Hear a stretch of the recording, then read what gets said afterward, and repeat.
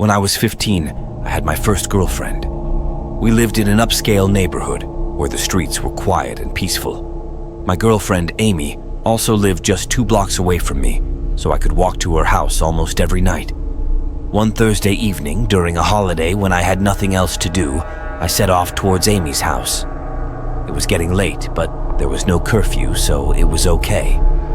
However, soon I felt like I could hear noises around me, mainly behind me.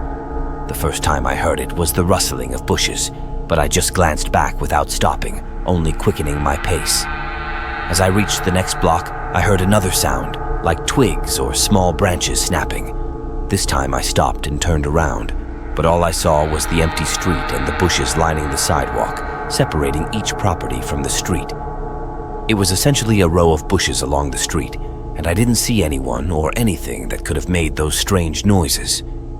I picked up my pace, nearing Amy's house, and of course there was another sound, this time more like footsteps, quick and light.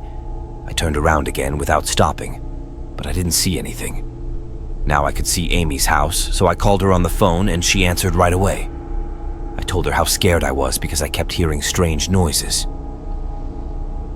As I walked up to the bushes around her driveway, stepping onto her property, I noticed her upstairs bedroom window where she had been watching me. She waved and then asked me, "Who's the guy behind you?" I immediately turned around and saw a grown man standing about 10 feet away from me, crouching as he walked. I screamed and ran towards the door, starting to knock.